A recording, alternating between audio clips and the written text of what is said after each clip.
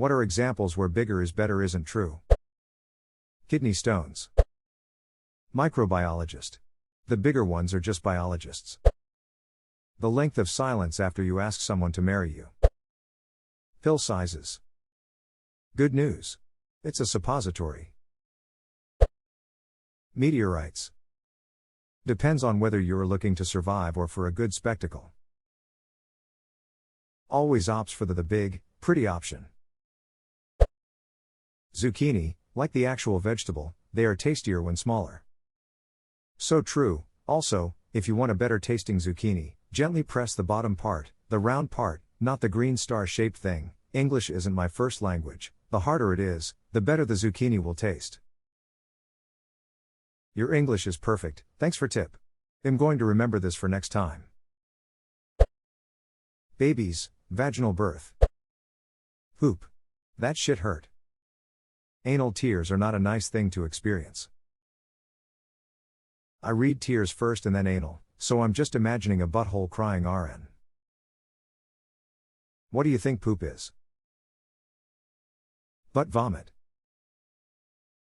Wow, this thread has now made me hate today. A fart is just a poop honking for the right of way. Ego. Leak in your roof. Mostly. But a tiny leak is more difficult to find. If you have a leak, you want it to be big enough to find and repair. I have a tiny leak somewhere around my skylight in my bathroom.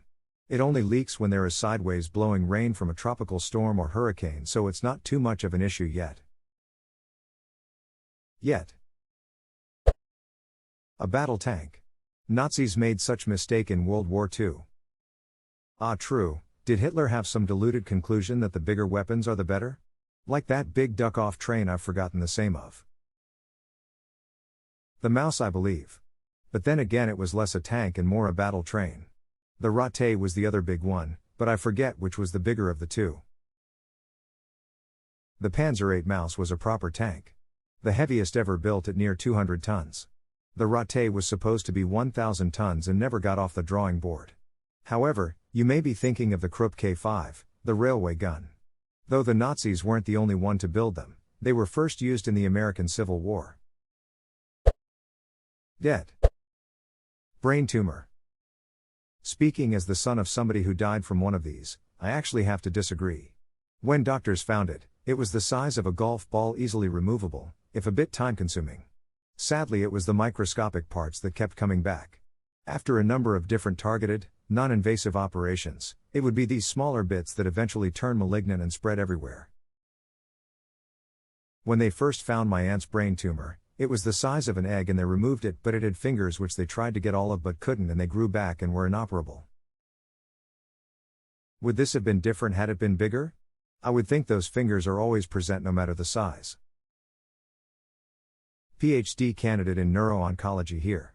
You are correct. Unfortunately, brain tumors usually have these tendrils that spread that we either can't visualize or cut out. Fun fact, most times when tumors are resected from the brain, surgeons will actually go beyond the boundary of tumor region, if it's safe to do so, to try to remove tumor cells we can't see. This increases the lifespan of tumor patients by a couple months. Still no cure, but we're working on it. Not a doctor. But aren't the specific tumors with tendrils glioblastomas and gliomas? From what I read, they are the ones that bone the hardest and have a near 0.5-year survival rate. But only 33% of brain tumors are gliomas. Meningiomas being equally common, non-cancerous, and treatable. In fact, a majority, albeit simple majority, of brain tumors aren't a death sentence. The article below mostly discusses primary brain tumors. HopkinsMedicine.org. I think it should be noted there are many types of cancer that spread to the brain, which used to be a guaranteed death sentence, but there has been progress there. Personal anecdote. Girl I know had stage 4 adenocarcinomas. Spread to her femur, lungs, lymph nodes, and brain. Being 23 and willing to incur unlimited debt, she survived. The brain tumor was killed in a matter of weeks. Crazy shit. You are absolutely correct that not all brain cancers are a death sentence. It really depends on the type diagnosed. The tendrils are found in gliomas, including glioblastomas, but also other brain cancers like medulloblastomas. Meningiomas are the most common brain cancer, Estimates sit around 33 to 37%, and are very treatable.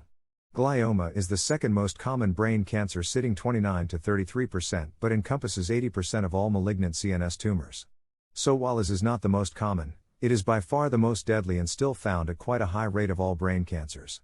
I'm less familiar with metastatic brain cancers, which originate elsewhere and form in the brain, but usually this is a sign of late illness and associated with poor prognosis.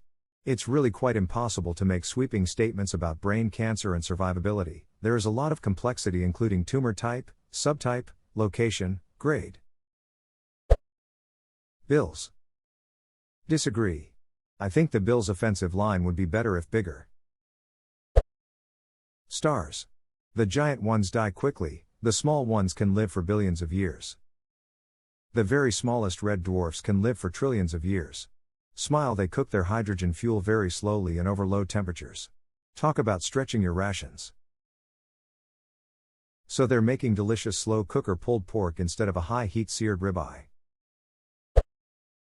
Penis size. There is such thing as too big, believe me, frown. Classroom sizes. Number of students or total square footage? In Texas our classroom cap is set at 35 students, but one year I had a fellow teacher constantly calling in sick and I had 70 kids in the cafeteria, and gym during lunch, most days. It was something else. Larger class sizes means less time with your individual kid. 35 students is already a significant decrease in education.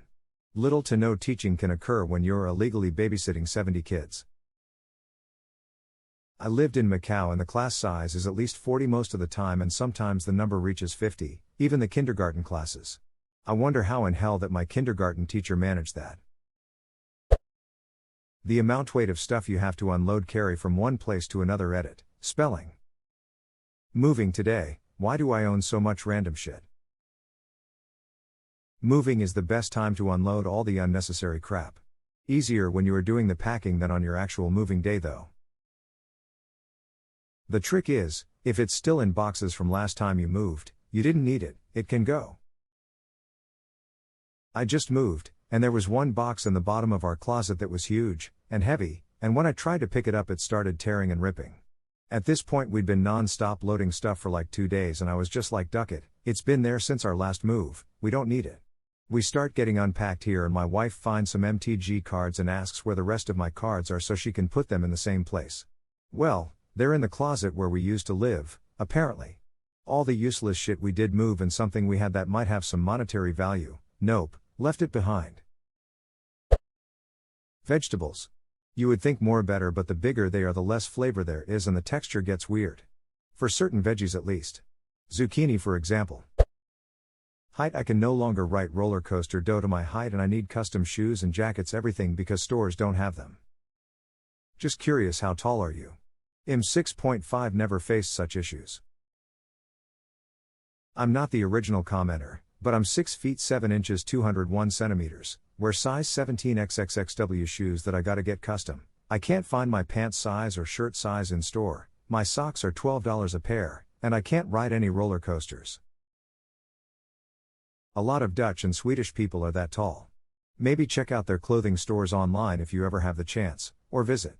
A Dutch one that specialized in long shirts is pretty affordable. Giraffe.nl. One of my acquaintances has to bow entering doors, cause he'd hit his head on door frames. I can tell you that 200 centimeters is also still very rare in the Netherlands, just a little bit less. Hemorrhoids. Asteroids. Lip injections. Man, they look stupid. Blood pressure. The amount of money on a traffic ticket. Beards. It might be weird, but this is a hill I will die on. When I was a teen, a friend and I decided that since Rice Krispie treats were so good we should make huge ones. We mixed a whole box of Rice Krispies and made one that was 5 thick and a foot square. We cut it in quarters and ate our fill. Felt pretty sick after and didn't eat a Rice Krispie treat for a long time. Scalpel. I'm pretty sure if my doctor was using a scalpel the size of a machete, there'd be some issues.